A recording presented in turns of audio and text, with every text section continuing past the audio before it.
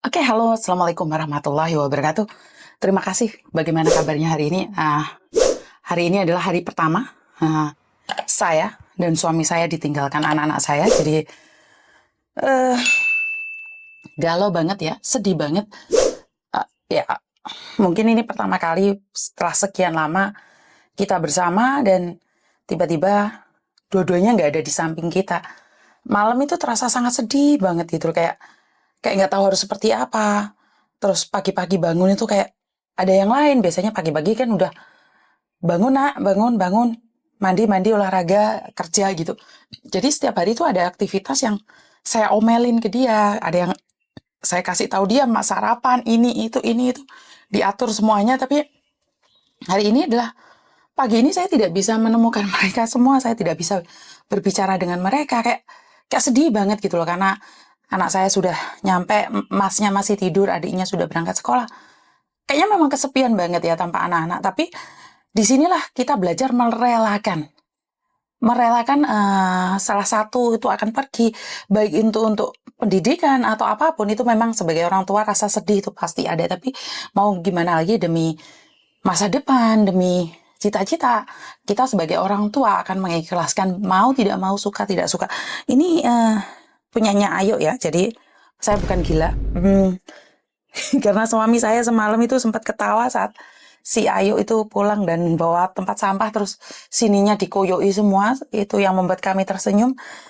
Ya, untungnya masih ada mbak-mbaknya yang di sini yang bareng sama saya, jadi saya masih bisa tertawa. Jadi ya udahlah, biarkan saja. Saya harus tetap terlihat fresh untuk menanggapin kalian semua. Jika batin saya tidak selaras, jika hati saya nggak connect, maka yang akan terjadi adalah hati saya membara dan saya tidak bisa menerima curhatan-curhatan teman-teman yang lain. Jadi percayalah, saya sudah kembali lagi menjadi diri saya sendiri, walaupun dalam waktu 1 hari ini kemarin saya gundah gulana, tapi saya tetap hadir buat kalian semua. Oke, terima kasih buat teman-teman. Status saya pagi ini di Facebook sebenarnya tidak ada rasa ingin menyindir siapapun, tapi dari kata-kata bijak dari kalian, balasan dari kalian semua itu saya dapat satu inspirasi. Di mana kadang-kadang buat status yang sama sekali tidak ingin menyindir siapapun, itu akan dari ratusan komen. Oke, saya bacakan ya sebentar. Dari beberapa komen itu seolah-olah saya itu menyindir seseorang. Padahal sama sekali tidak loh Mbak. Itu sebenarnya adalah Oke, dari saya, pilihmu bahagia, kesenggol dikit marah, senggol dikit ngajak padu, senggol dikit buat status, senggol dikit screenshot.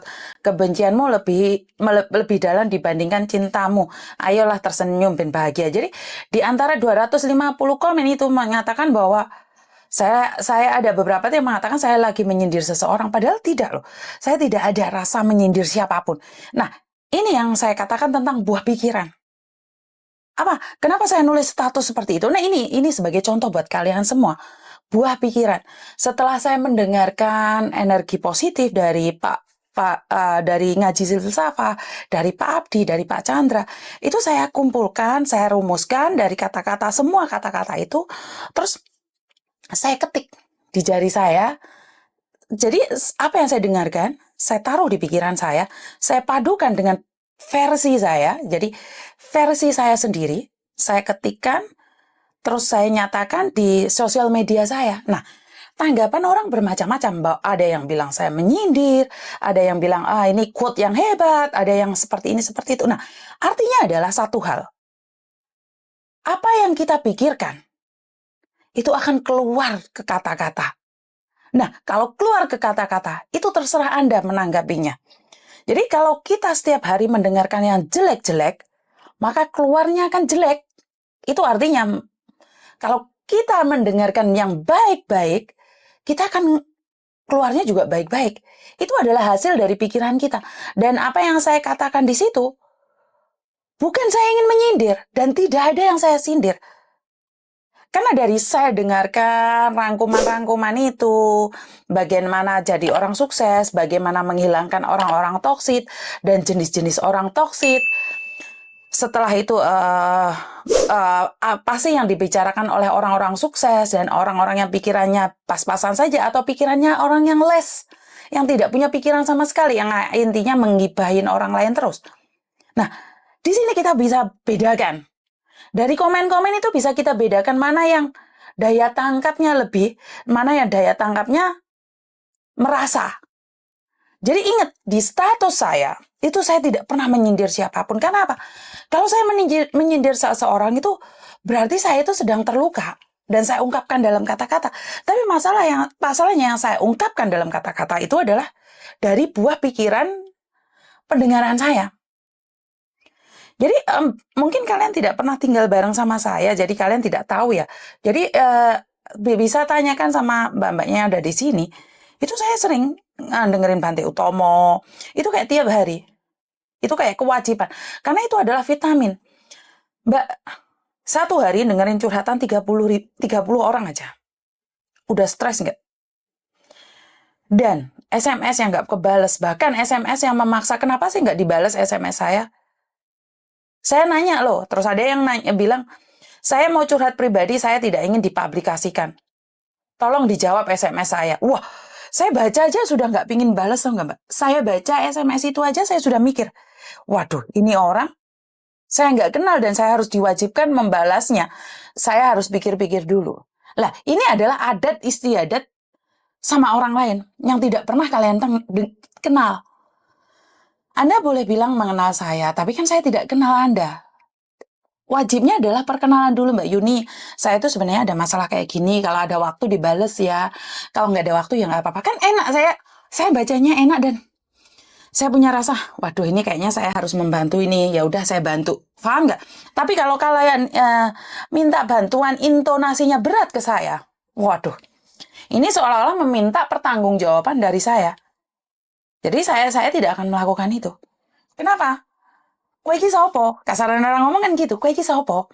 Minta pertanggungan jawab dari saya itu kowe iki sapa? Nah, tapi sekali lagi saya tidak ingin mengeluarkan kata-kata yang jelek. Ya saya baca, saya lewati, ya udah biarkan. Tapi pastinya membekas di hati saya dong. Pastinya ada di dalam hati saya. Jadi buat mbak-mbaknya yang di luar sana, saya selalu bilang bahwa guru mengajar itu tidak menjanjikan anak buahnya jadi sukses. Guru mengajar tidak menjanjikan kalian jadi orang hebat. Tapi guru mengajar menjanjikan kalian pendidikan yang sama. Tapi daya pikir kalian itu tergantung. Tergantung daya pikir kalian. Bener nggak? Ada kok teman saya SMP yang jadi pilot. Ada kok yang teman saya SMP yang jadi dokter. Tapi ada juga yang tidak jadi apa-apa. Bahkan dia itu malah orang yang paling terfavorit di sekolah. Malah dia itu orang paling pintar di sekolah. Bahkan orang yang terkaya pun tidak menjanjikan apa-apa. Karena memang dari IQ dan intelligent, saya nggak bisa bahasa Inggris sih mancan. Kepintaran pikiran dan kepintaran batin ya. Kalau saya malah mikirnya IQ itu malah kepintaran batin dan kepintaran logika. Kepintaran logika itu tidak bisa menjamin kalau batinnya nggak pinter juga. Artinya ini adalah moralnya nggak ada juga sulit ya Mbak ya. Kamu pinter pun tapi nesumu mau pol-pol nih. Nggak ada gunanya. Kue pinter. Emosimu terkontrol. Kamu jadi top markotop.